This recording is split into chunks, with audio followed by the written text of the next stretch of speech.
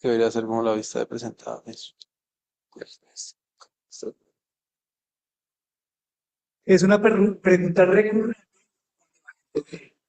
a este tipo de productos. ¿Para qué se les ocurre que puede ser empleado un humano? ¿Qué puede hacer?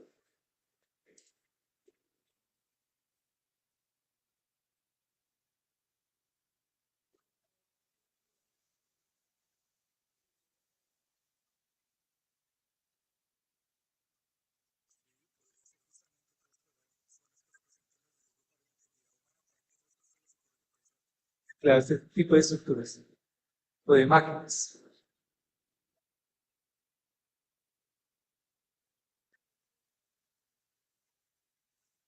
automatizadas.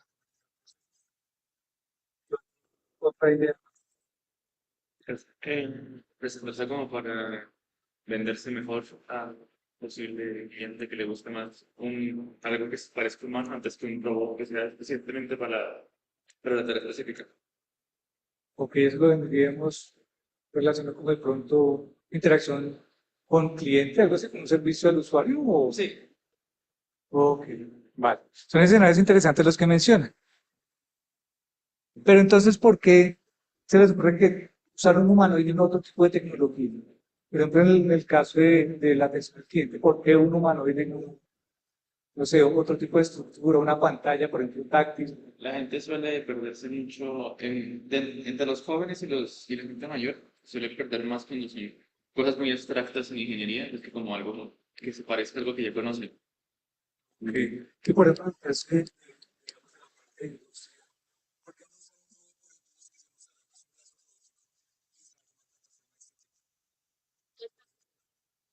Pues de pronto hay funciones que también se están dependiendo de eso es un aspecto interesante que más adelante lo vamos a retomar. Y asociado a las zonas riesgosas, ¿por qué esta plataforma en especial y no otra plataforma, no sé, por ejemplo, un dron, un carrito? ¿Por qué podría ser conveniente? pronto.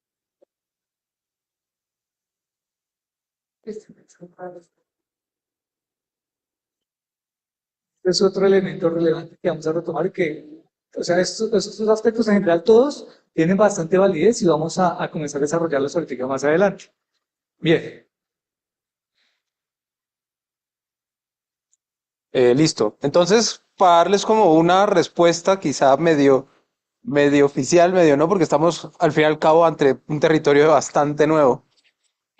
Antes lo que teníamos son plataformas, si se dan cuenta, los robots que tenemos por allá en el laboratorio son robots, por ejemplo, diseñados para cumplir una tarea en específico.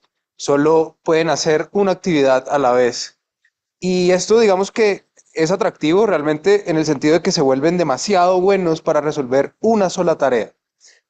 Sin embargo, nuestro mundo es cambiante, es dinámico, hacemos muchas cosas, quizás nosotros no nos damos cuenta de eso, pero nosotros hacemos pequeñas actividades que cambian mucho y que pueden, por ejemplo, si ustedes quisieran implementar brazos robóticos para resolver ese conjunto de tareas que para nosotros es bastante natural, se vuelve completamente un reto tanto en infraestructura como todo el tema de ingeniería, de todo lo que va detrás de un brazo, por ejemplo, robótico, por ponerles un ejemplo, pero también afecta, digamos, a robots móviles, a los drones en sí.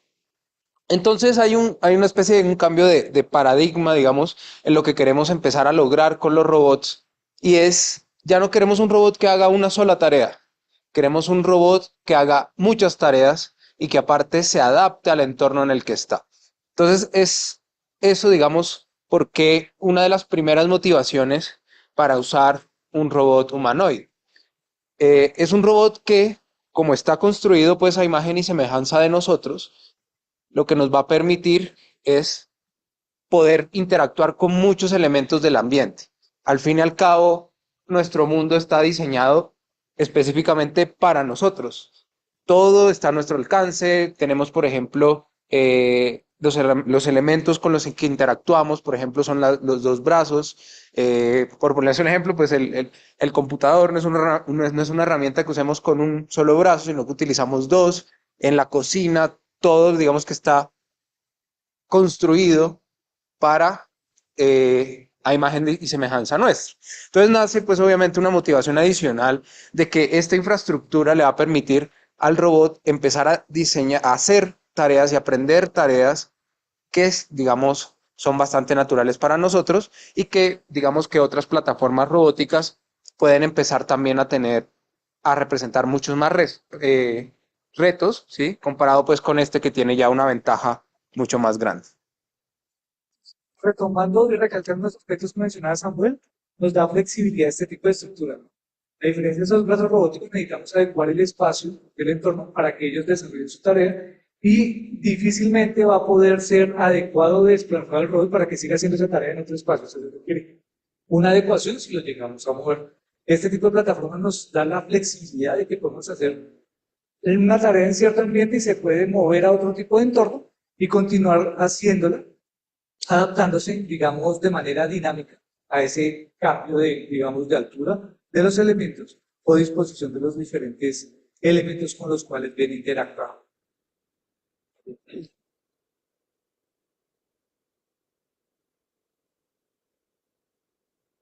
Bueno, eso es quizá una slide que refleja un poco lo que se quiere lograr, digamos, con estos robots. En primer lugar, vean la primera imagen.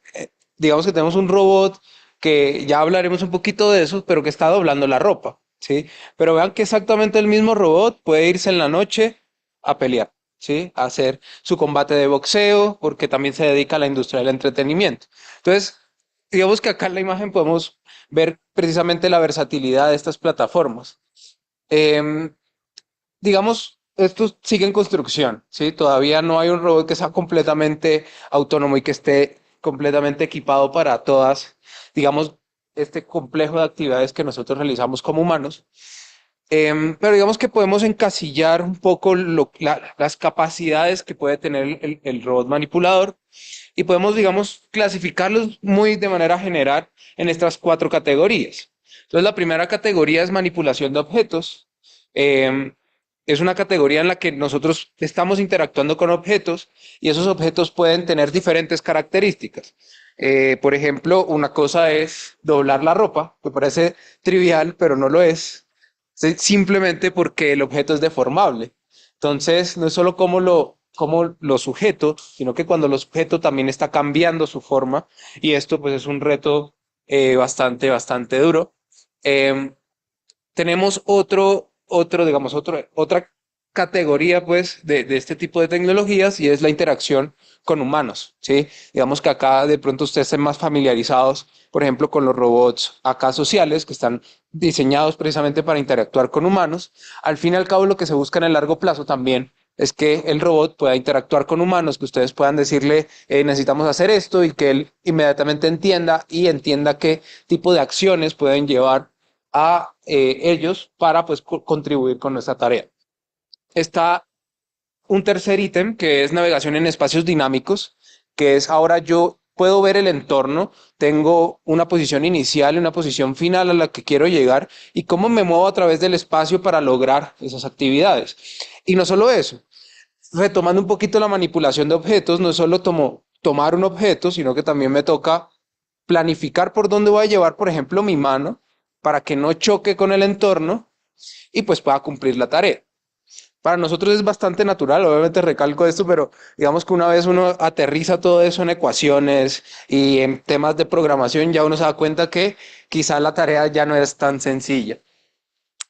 Finalmente, hoy en día pues ya tenemos modelos fundacionales de diferentes tipos, quizá los que sean más apropiados para los robots humanoides son los modelos BLA, en el que yo estoy viendo el entorno, estoy viendo por visión el entorno, estoy transformando eso en lenguaje, un lenguaje que puedo procesar para después ejecutar acciones.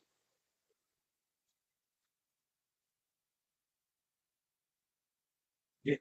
Entonces, comercialmente, seguramente por las redes sociales hemos visto publicidad asociada a diferentes plataformas de humanoides. Entre ellas tenemos el Optimus de Tesla, tenemos el Boston Dynamics, y lo que hemos visto es que estas plataformas pues hacen actividades bastante, digamos, llamativas, ¿no? Acrobacias, hay, por ejemplo, el de Boston Dynamics, que seguramente han visto algunos videos asociados a la interacción con elementos, ¿sí?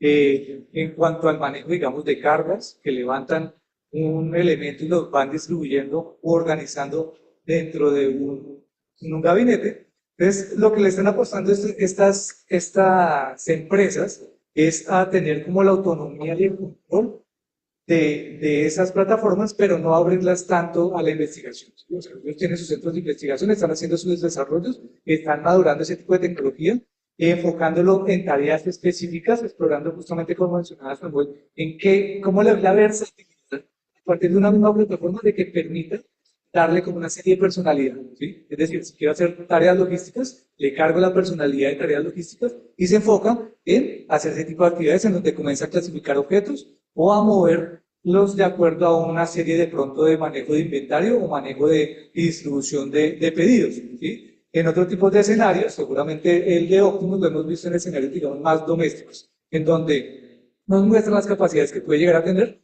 resolviendo o respondiendo a solicitudes de un usuario asociadas, por ejemplo, a una receta en especial, ¿sí? Que quiere que uno le cocine una receta y él interactúa justamente con los elementos de la cocina y prepara ese tipo digamos, de comestible. O también que puede hacer, digamos, cócteles, que seguramente ustedes lo vieron en algún video que lo tenían en una exhibición, en una conferencia, y lo que hacían es le pedían el cóctel, él respondía y preparaba el cóctel de acuerdo a la solicitud del cliente. Entonces tenemos como dos escenarios principales en donde se está enfocado más, diría yo, en el sector, digamos, doméstico, de la asistencia doméstica, que resulta interesante este escenario. ¿Por qué? Porque de pronto ustedes han escuchado, pues la natalidad ha bajado, cada vez baja mucho más de lo que se tenía pronosticado. Y lo que ocurre es que, pues, significa que la población mayor va a ser más grande y necesitamos a alguien que nos esté apoyando en las labores domésticas que con el paso del tiempo pues nos va a representar una carga significativa y en llegado caso incluso lleguemos a tener algún tipo de limitación en la movilidad y podamos apoyarnos en este tipo de plataformas justamente para que nos asistan y poder, digamos, garantizar una calidad de vida sin llegar a incurrir en una carga significativa pues a nuestro entorno, a nuestro grupo familiar. En cambio, en Boston Dynamics está más orientado con aplicaciones industriales. Hemos visto que si bien son bastante llamativos los videos en donde muestran las diferentes acrobacias que realizan, es una plataforma que se muestra un poco más robusta, ¿sí? Y la aplicación principalmente o la orientación que tienen es en apoyo de la industria, ¿sí? Diferentes tareas como de ensamble o de manipulación de objetos de una carga significativa. Por otro lado, tenemos el Unitree G1, es una herramienta, digamos, que está en desarrollo, que es más asequible que estas otras dos herramientas, pero que nos da la versatilidad de contar con una plataforma que nos permite comenzar a evaluar diferentes desarrollos. ¿Sí? Es abierta, podemos interactuar con ella, cargar nuestros propios programas y comenzar a interactuar con la sensórica que cuenta.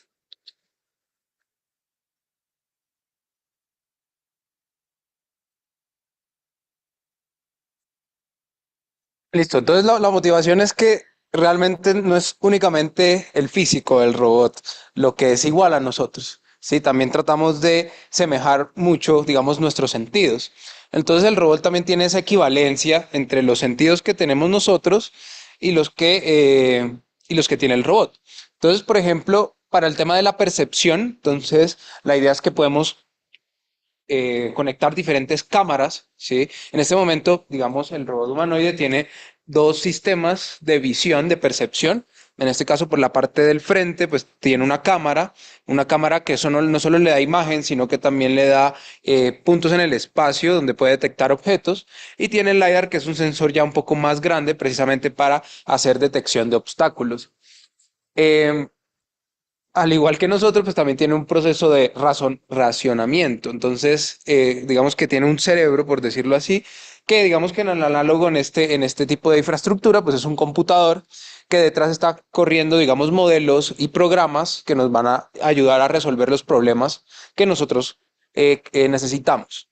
Tenemos manipulación, tenemos las manos, ¿sí? Digamos que en este momento están las manos, no son actuadas, pero también ahí podríamos poner cualquier sistema que le permita interactuar con el ambiente, de tal forma que no solo pueda sujetar los objetos, sino que de alguna u otra forma también pueda estimar qué tan fuerte estoy sujetando esos objetos. Eso pues también es gracias a que el sistema, el sistema de sujeción, la mano por sí sola, lo pueden pensar como un robot también, ¿sí? Digamos que por sí solo es todo un sistema también bastante avanzado. Tenemos un sistema para escuchar, ¿sí? Un sistema de audio y voz. En nuestro caso, pues serían análogo a nuestra voz y a nuestros oídos, que precisamente le va a permitir interactuar con el mundo, ¿sí? No solo interactuar con nosotros, sino que precisamente por entradas de audio también pueda identificar, por ejemplo, si hay una situación que no debería estarse presentando. Y finalmente, pues la locomoción, que es cómo me muevo en el espacio. Entonces también puede tener la capacidad de moverse en ambientes que son, digamos, como el nuestro, ¿sí? Como por ejemplo, subir y bajar escaleras, que parece una tarea trivial, pero que no lo es, digamos, para cualquier robot. Resulta interesante retomar eso porque si bien la plataforma como tal nos da pues esa configuración base que nos permite comenzar a hacer nuestros desarrollos asociados al día, a la cámara, al ser abierta pues nos facilita o nos permite, digamos, modificarlo para agregarle sensórica adicional dependiendo de la tarea que queramos realizar. Está pasando por ahí la mano, esa mano es la mano actual como que viene de fábrica, ¿sí? Una mano de fábrica que le podemos instalar para interactuar con algunos objetos. Si ustedes notan la parte que es como una gomita, que se encuentra en lo que se llama los pues se encuentran unas sensores de presión que nos permiten identificar justamente con qué fuerza estamos sujetando los objetos. Pero lo que decía Samuel resulta relevante en el sentido de que nuestro cuerpo es perfecto, ¿sí? Y al ser perfecto, si lo comparamos con una máquina, sí, bien tiene algunas limitaciones en cuanto a los movimientos que podríamos generar con la máquina, ¿sí? Pero a pesar de que la máquina tiene esas, digamos, nuestro cuerpo tiene esas limitaciones, digamos, de los movimientos exagerados, principalmente en la cintura y los brazos en algunos movimientos específicos, somos tan perfectos que tenemos, me atrevería a decir que un grado infinito de movimientos, de posibilidades de movimientos, de grados de libertad, ¿sí? Y tenemos la capacidad de interactuar o percibir nuestro entorno y responder a esa interacción, ¿sí? Entonces, si bien estas plataformas, estas máquinas son una herramienta de alguna forma simplificada de nuestra estructura, el reto es cómo hacemos para que enseñarle a esa máquina de tal forma con las limitaciones que puede llegar a tener en cuanto a los sensores que están monitoreando, la capacidad de visión que tienen y cómo relaciona la presencia de un objeto, ya sea por la parte visual o la parte táctil, cómo hacemos para integrar toda esa información y que pueda hacer tareas, ¿sí? Entonces, justamente a pesar de que tenemos esas manos, también tienen limitaciones, porque se notan, pues los dedos son bastante gruesos, ¿no? Eso implicaría que si queremos interactuar de pronto con un elemento que sea de una dimensión pequeña, como por ejemplo un tornillo o una tuerca, pues va a ser complejo llegar a sujetarlo, ¿sí? Pero podemos en ese tipo de escenarios, si queremos desarrollar una aplicación que involucre un ensamble o la manipulación de esos tipos de elementos de tamaño pequeño para una tarea específica, pues podemos simplemente integrarle los actuadores, unos manipuladores, que sean orientados a esa tarea específica. Ya depende del grado de complejidad que queramos involucrar las tareas que desarrolla, pero nos permite tener esa flexibilidad, ¿sí? El reto nuevamente sigue siendo es cómo tenemos toda esa información, la procesamos y cómo tomamos acción para hacer una tarea específica con respecto a esa información que estamos obteniendo de nuestro entorno, ¿sí? Entonces, actualmente también se están desarrollando diferentes áreas o se están fomentando diferentes áreas, digamos, de desarrollo, considerando esas limitaciones que se observan pues, en las plataformas como tal, en cuanto a su desempeño, en cuanto a su autonomía, porque esta plataforma, por ejemplo, tiene una batería que ocupa prácticamente todo el torso, pero la batería le dura alrededor de 2 horas dependiendo de las tareas que realice, ¿sí? Eso es una limitante en cuanto a para qué lo voy a emplear, ¿sí? Entonces, por ejemplo, hay unas tareas asociadas a la asistencia y el cuidado del hogar, algo similar a lo que veíamos justamente con el Optimus. Podremos explorar con esta plataforma de manera directa qué tipo de tareas podríamos llegar a enseñar. Justamente, como lo vemos más adelante, ya hay un grupo de chicos que vienen trabajando como en esa parte del aprendizaje y cómo le enseñamos tareas que pueden ser desarrolladas en el hogar. Podríamos pensar justamente, como mencionaba hace un momento Samuel, en la organización, en la limpieza, ¿sí? Cómo podemos enseñarle a que interactúe, reconozca objetos asociados, por ejemplo, a prendas, comience a doblarlas o interactúe con ellas en cuanto a su disposición, por ejemplo, no sé, clasificación de ropa limpia, ropa sucia, inclusive que tome la ropa y la lleve a la lavadora. Ahorita como hay lavadoras también que son inteligentes, uno podría pensar en un sistema una red en donde solamente el robot va, dispone la ropa dentro de la lavadora, cierra la escotilla y simplemente ya la lavadora, inmediatamente el robot le dice que si usted está cargada, comienza a funcionar. ¿Sí?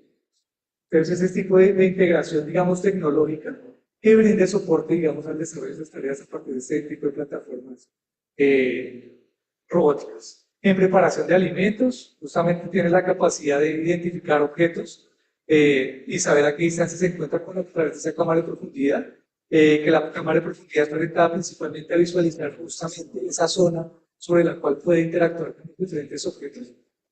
Entonces podríamos pensar en ese tipo de aplicaciones. Y otro, pues, resaltando justamente, por ejemplo, en ayudas de compras, la capacidad de carga de cálculos es alrededor de 2 kilos. Entonces podríamos pensar justamente que también puede ser como un mensajero donde yo lo mando con la lista de compras y él va y me trae simplemente el mercado, inclusive ya cuando llego me hizo la preparación de los alimentos y me arregló la casa, que sería un asistente doméstico, que sería de alguna forma lo que muchos de nosotros desearíamos en algún momento.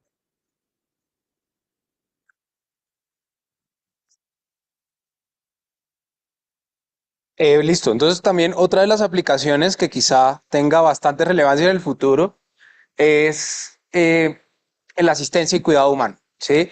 La motivación es que una plataforma de estas puede estar con nosotros todo el tiempo, puede estar monitoreando. Entonces, cuidar de nosotros en el futuro va a ser una tarea bastante recurrente de este tipo de robots. Por ejemplo, tareas muy sencillas, empezando con tareas muy sencillas como, por ejemplo, que no se nos olvide la medicación, que nos entregue la medicación en las horas correctas, que nos esté monitoreando constantemente, por ejemplo, y obviamente que sea como una herramienta de apoyo para nosotros. Si necesitamos asistencia al caminar, asistencia al vestirnos y demás, digamos que el robot lo puede hacer. Otra forma, pues que sea de forma de interacción segura, ¿sí? No solo, recuerden que no solo es el movimiento, sino que también puede tener modelos detrás que están interactuando con nosotros y que nos pueden guiar, por ejemplo, en temas de soporte emocional, ¿sí? Entonces, que también es parte importante de todo este tema de la salud.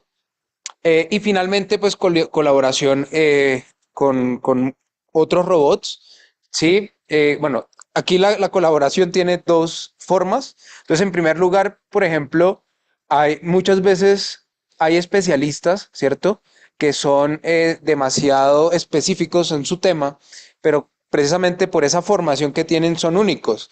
Entonces, si alguna vez se necesita, por ejemplo, de sus servicios, lo mejor sería que ellos pudieran de manera remota tener como acceder a todas las capacidades del robot, a todos los movimientos, aprovechando que ya son naturales como los nuestros y poder hacer procedimientos médicos. Por ejemplo, acá están haciendo, bueno, esto obviamente es una parte del test, pero en esta imagen de acá, pues se está haciendo como una ecografía, ¿sí? El robot, mientras pues hay otra persona remota, pues tratando de leer los signos vitales de la persona. Por otro lado, pues también se vuelve interesante que él pueda empezar a colaborar con otros sistemas, de tal forma pues que se lleven a cabo procesos que pueden llegar a ser un poco más complejos. Por ejemplo, podría ser una tomografía, ¿sí? Que el robot tenga la capacidad de interactuar con estos otros dispositivos y desarrollar, digamos, todo este tipo de capacidades. Con respecto a estas dos aplicaciones que hemos visto hasta ahora, que es digamos, la ayuda,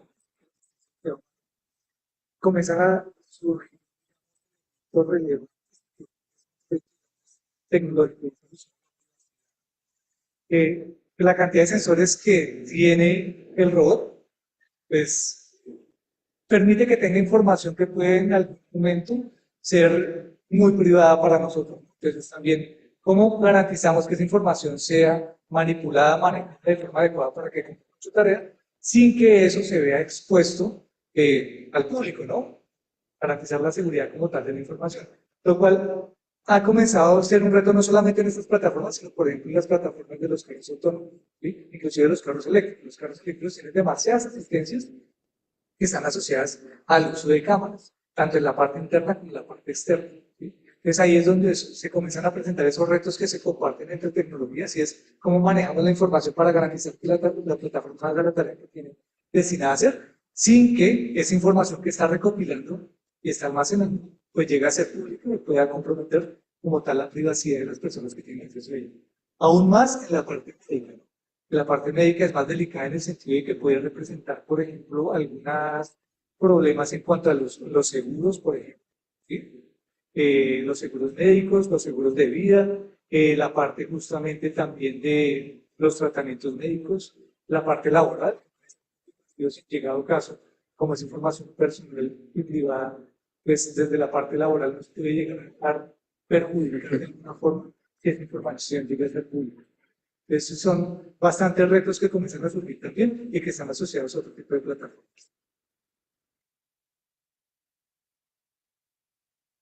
Listo, entonces obviamente pues quizá los que tienen el poder económico para empezar a trabajar con este tipo de tecnología pues está en la industria en general. Quizá uno de los ejemplos más fuertes, ya les mencioné ahorita, pero es la industria automotriz, ¿listo? ¿Qué retos, digamos, específicamente qué tareas hace un robot de estos? Es transporte, realmente actividades de pick and place, necesitan tomar un objeto y ubicarlo en otro lugar. Esto, digamos que incluye un montón, ¿cierto?, de física detrás que lo permite. Por ejemplo, no solo sujetar el objeto, sobre todo si el objeto es grande y tiene una geometría irregular, puede cambiar, por ejemplo, cómo debe moverse el robot en el espacio. Entonces, necesita hacer todo este tipo de cálculos.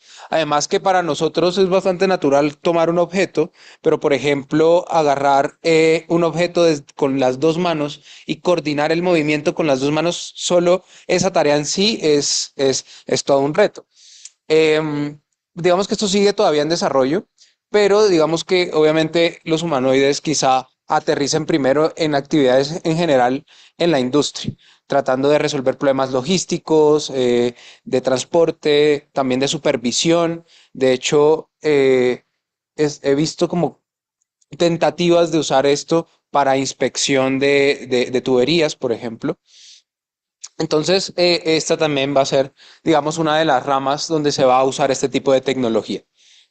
Eh, en particular, recientemente Boston Dynamics pues, anunció, digamos, una alianza junto con Hyundai, donde va a usar, digamos, el robot Atlas, que es la versión humanoide de Boston Dynamics, para hacer manejo de partes, digamos, en sus fábricas.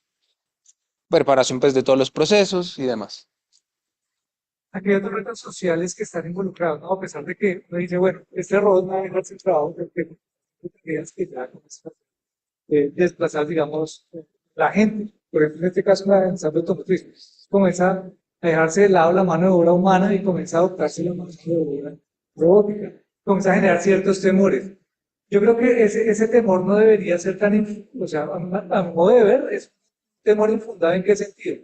En que tenemos que cohabitar de todas formas con esta tecnología porque es algo inevitable que va a vivir con nosotros. ¿Sí? Y lo otro es que igual podemos aprovechar ese trabajo colaborativo para que el robot haga cosas que realmente yo no estoy en capacidad de hacer o me van a generar un deterioro en la calidad de vida. ¿Sí? Entonces puede que sean tareas repetitivas, como por ejemplo, no sé si ustedes sepan, esas tareas que hacen en las cajas registradoras de los almacenes. Normalmente las personas están mucho de tiempo, entonces tienen que hacer unas pausas activas o cambiar de cajero cada cierto tiempo. Entonces que ahora le están poniendo esas cajas que son de autoservicio para que la gente pueda, digamos, facilitar ese proceso de registro. Pero hay otra cosa que hacen la gente, las personas que todavía trabajan en las cajas, que es tener una silla. ¿Sí? Y la silla es simplemente pues, para que pueda hacer una pausa activa, sentándose un momento y volviéndose a poner de pie. Infortunadamente la gente toma la costumbre de comenzar a trabajar sentado. ¿Sí? Dice, no, yo estoy más cómodo trabajando sentado. Pero este movimiento, cuando está cogiendo los productos, los está moviendo, los hace de manera repetitiva, comienza a generar una serie de problemas que no van a tener impacto al corto plazo, pero a largo plazo sí van a comenzar a generar una serie de enfermedades que van a comprometer de la parte, digamos, de las articulaciones de la cabeza, inclusive en los brazos, por la mala postura y la mala posición que está haciendo al hacer ese movimiento repetitivo. ¿Sí? Entonces, en este tipo de sistemas lo que podemos ver es cómo lo adoptamos para que él haga lo que representa un riesgo para nosotros, como mencionaba justamente un compañero inicialmente. ¿Sí? Hay tareas que podemos hacer así, podemos entrenarnos para realizarlas así, pero ¿para qué poner en riesgo nuestra integridad física cuando podemos poner una herramienta que lo puede llegar a hacer de alguna forma mejor y con capacidad, digamos, aumentada de lo que nosotros podemos hacer? Mientras que nosotros podemos ocuparnos de tareas que pues, las plataformas por ahora no tienen la capacidad de hacer, como la parte creativa, la parte de razonamiento, la parte de justamente identificar mejoras sobre esas estructuras, cómo las programamos, cómo utilizamos los diferentes procesos. ¿Sí? Participar en ese proceso colaborativo donde las máquinas, aún yo creo que faltaría mucho más tiempo para que logren tener el razonamiento para llegar a realizarlos. Y también hay un elemento relevante y es la conciencia humana, ¿sí? Y es las tareas que estoy realizando, cómo pueden impactar o cómo pueden dañar a una persona. La máquina, a pesar de que la entrenemos para repetitivo, no tiene conciencia de su entorno, no tiene conciencia del impacto que puede llegar a tener la tarea que está desarrollando para afectar a un ser humano, ¿sí? A no ser de que reconozca que hay un ser humano y evite interactuar con él. Entonces es importante cómo desarrollar ese tipo de coexistencia y, nuevamente, con responsabilidad social en el sentido de cómo la comenzamos a integrar, ¿sí? Dejar de lado, digamos, ese factor humano que aún sigue siendo bastante relevante en todos los escenarios.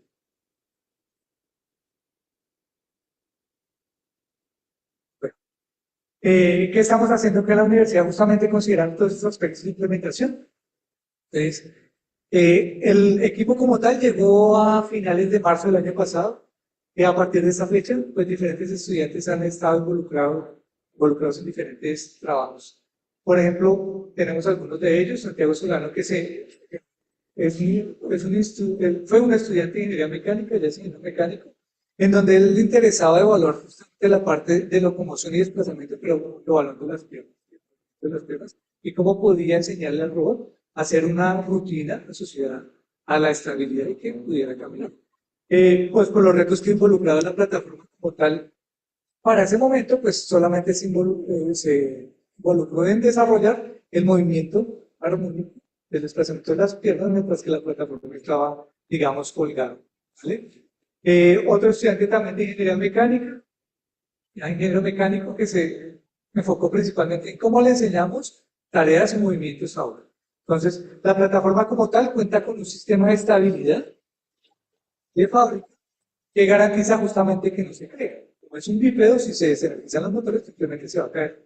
La diferencia de esta plataforma que tiene una serie de ruedas que le garantizan una mayor estabilidad y por ende, pues tiene mayor autonomía porque no tiene que gastar energía en garantizar estar de pie. Entonces lo que buscaba era cómo podemos enseñarle a partir del movimiento de los brazos diferentes movimientos.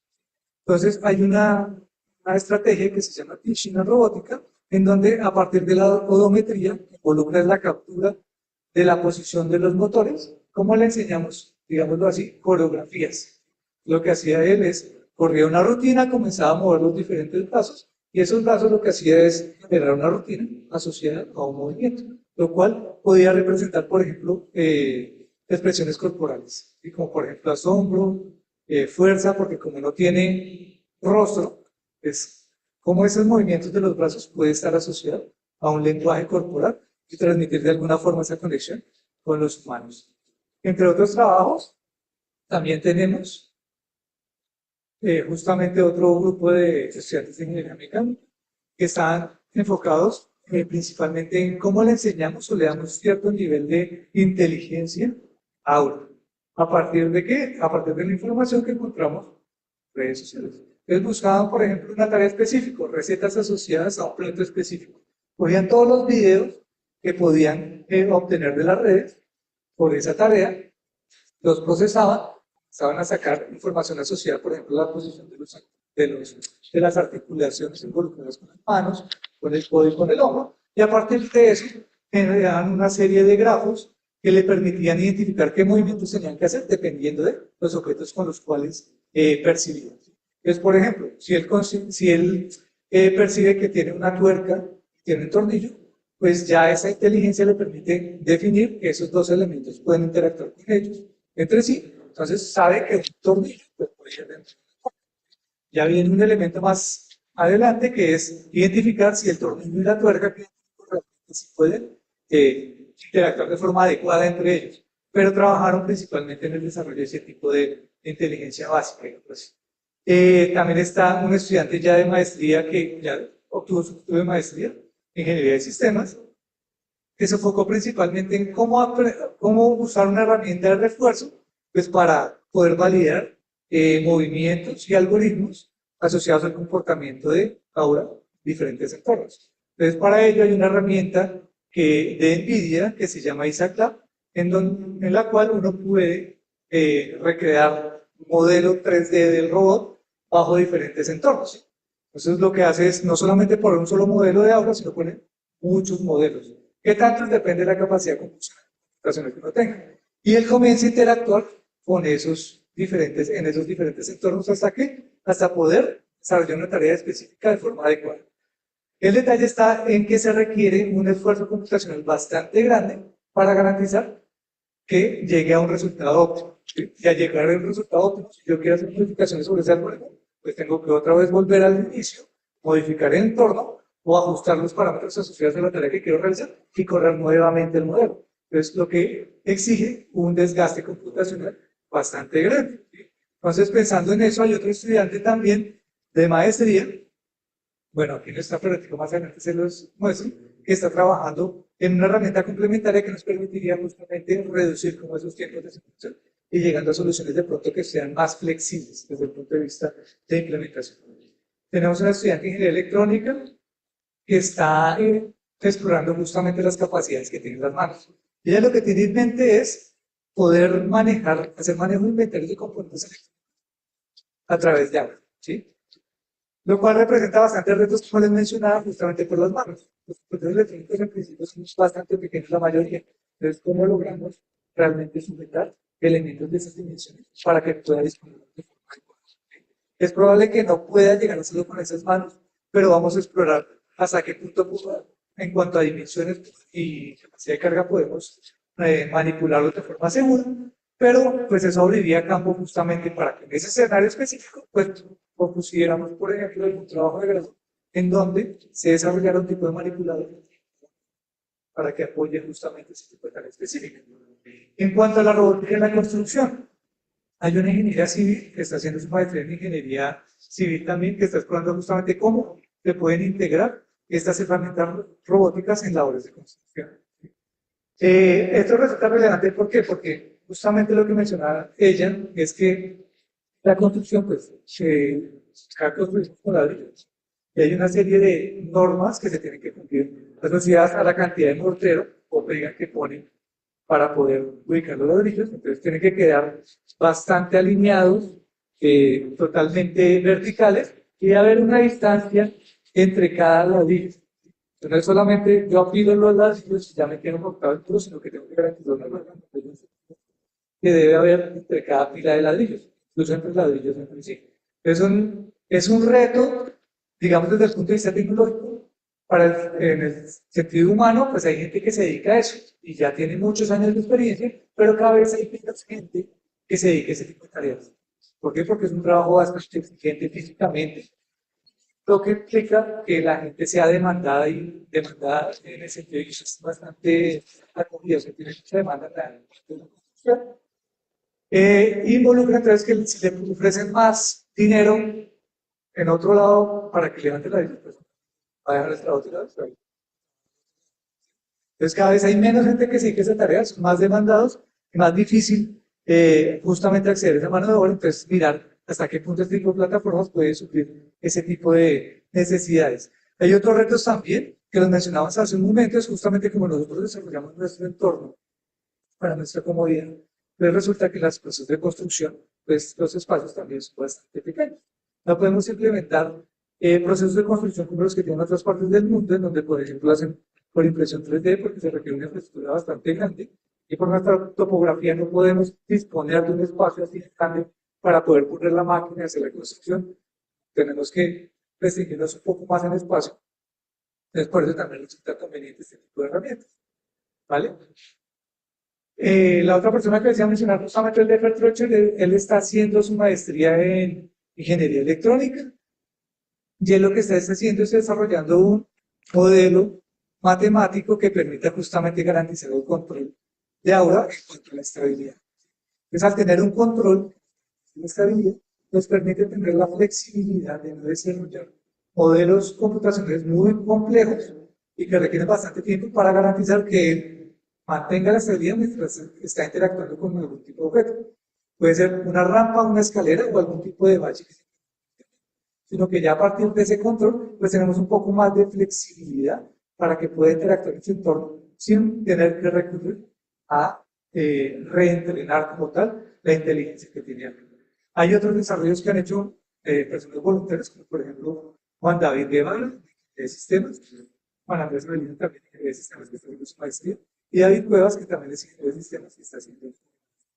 ¿Vale? Entonces aquí viene la última, digamos, anotación de la presentación, que es cómo puedo trabajar las capacidades del desarrollo. Entonces, es una herramienta que pertenece a la Facultad de Ingeniería. ¿Sí?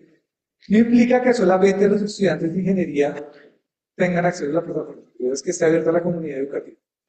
Llámese de psicología, derecho. El que tenga alguna idea que desee explorar cómo lo puede implementar puede acceder a ello. ¿Sí?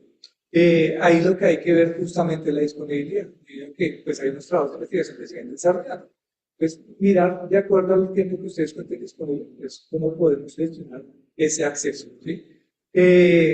Puede ser que ustedes tengan una idea, lo ideal es que esté asociado a algún tipo de proyecto con algún profesor, no importa el profesor que sea ni el departamento al cual pertenezca, es abierto totalmente, contar con el aval de algún profesor y comenzar a trabajar. Es así de sencillo. ¿Qué herramientas trabajamos? La herramienta como tal de software con la cual se puede programar ahora, lo programamos en lenguajes de Python y C++, ¿sí?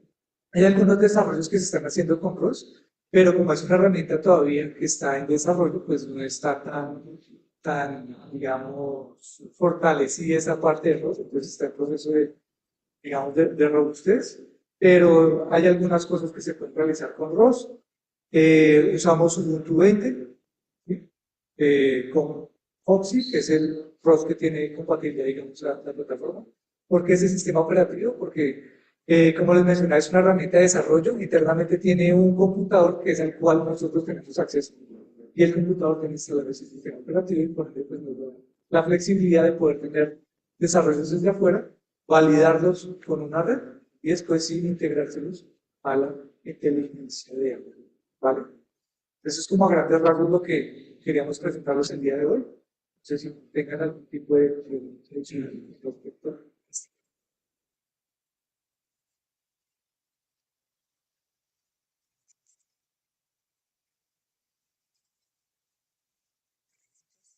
Sí, preguntas. Está todo claro.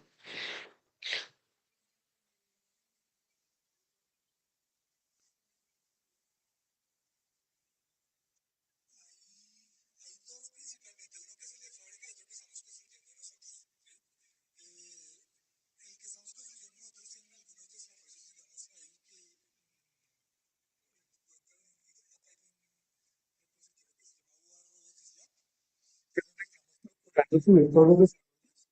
En dado caso que haya algún desarrollo, puede incluir en eso. Lo que estamos trabajando es que los profesores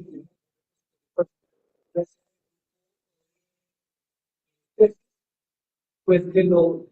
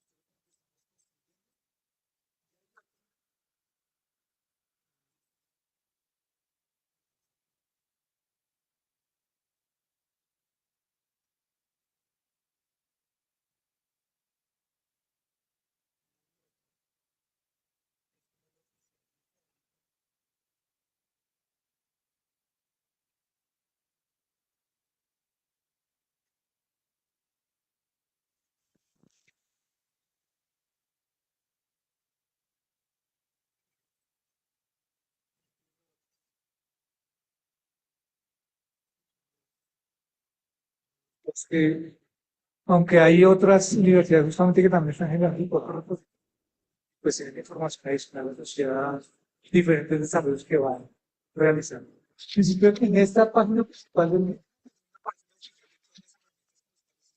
pues, algunos de ellos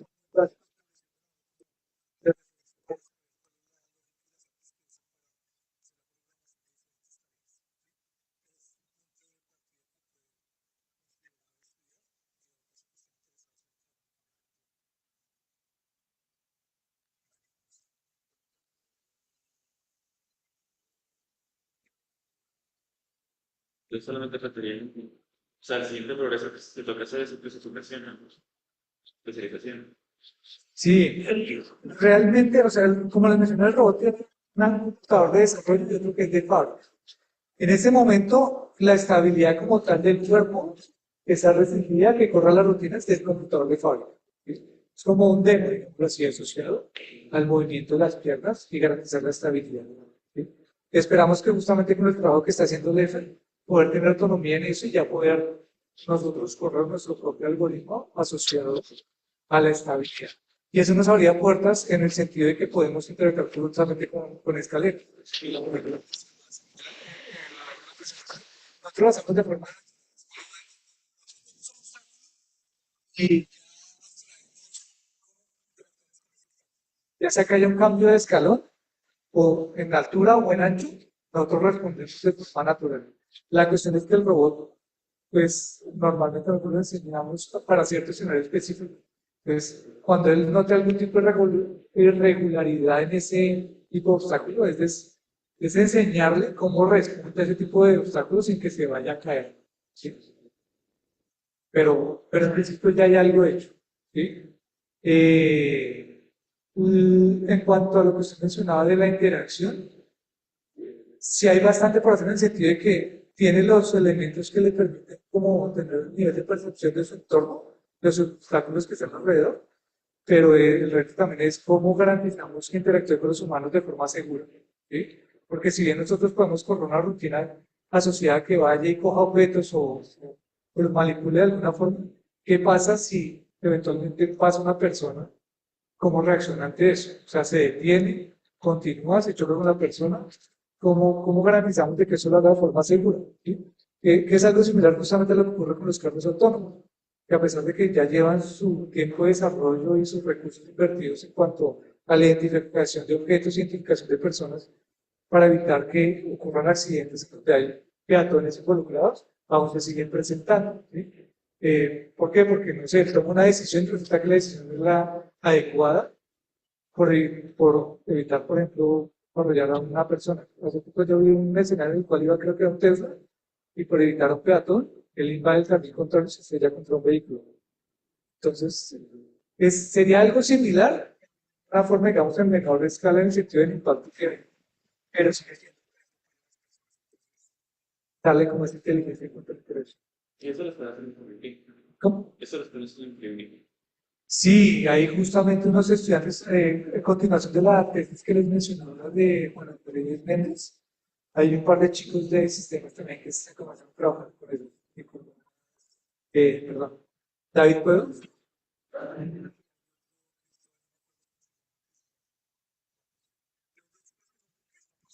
Mejor. ¿Cómo implementar como esa robótica?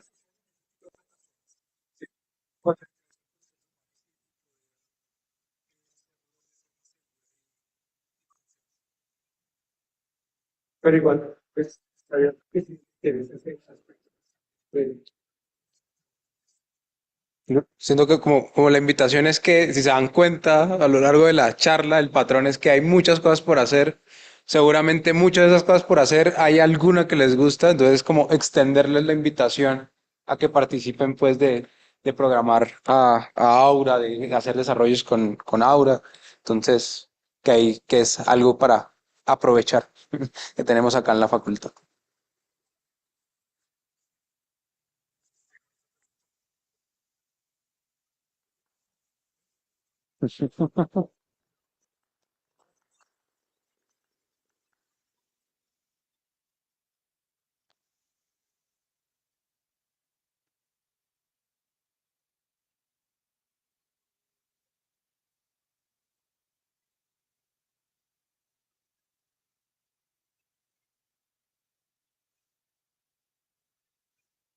No.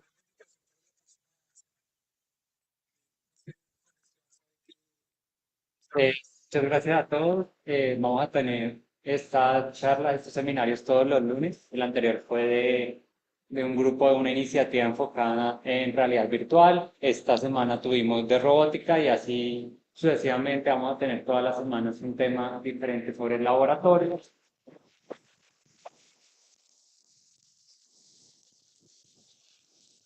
Además, también invitarlos que algún tema o chat que les gustaría que compartiéramos en el seminario, lo podemos hacer parte y lo agendamos. Muchas gracias por su atención y a todos por haber venido. Muchas gracias. Cortemos.